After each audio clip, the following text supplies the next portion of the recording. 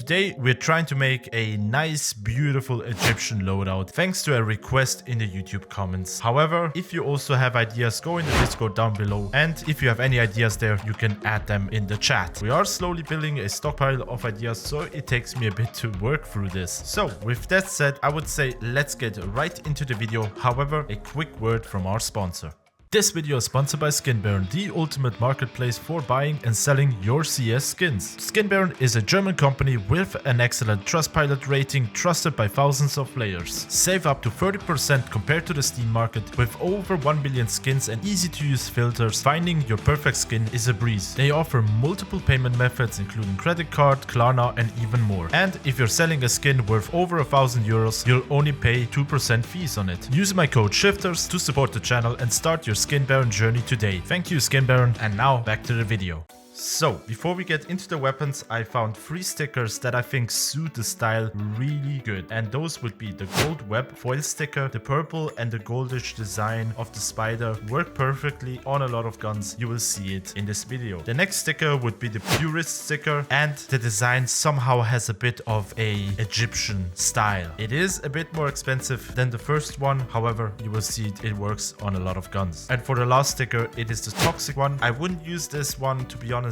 a lot. However, the foil one has some traits that we can apply to at least one gun. With that said, let's start building a loadout in CS2. Starting off with the pistol. For the Glock, we are taking the Ram's Reach from the Anubis collection. You will see a lot of guns from the Anubis collection here, but if you're doing a Egyptian loadout, it just makes sense to go with the Anubis collection. And surprise, surprise, for the USPS, we again have one from the collection, and it's the Desert Tactical. And to be honest, here you might want to think about adding 1 or 2 stickers, maybe even 3 from one of those ones I mentioned. Then for the upgraded pistol, we have for the Pedophilia, we had the Apep's Curse, again from the same collection. It just looks good and it fits the style. Then for the 5.7, we're a bit struggling, since the only real gun that fits into the color scheme a bit would be the Copper Galaxy from the Armsteel 3 collection. And here, to be honest, I would add at least 1 sticker, as you can see in the video, to give it that Egyptian feel. Luckily for the Tech 9, we are in luck. We have the Mummy's Rod, again from the same collection. This one just looks good, and I especially love the eyes on the back. Okay, for the Deagle, it got really hard, because I would say the only gun that actually matches the style would be the Fennec Fox, but we all know how expensive that is. That is why I would say I got a pretty good workaround with the bronze deco, adding that bronze accents to the gun and adding the golden web stickers on it, giving it more of an Egyptian vibe. It's not perfect, but it is way cheaper than the Fennec Fox. For the Mac-10, we have 3 options. For the first one, we have the Curse, which has a more cartoonish style. And the other one would be the Echoing Sands from the Anubis collection. And again,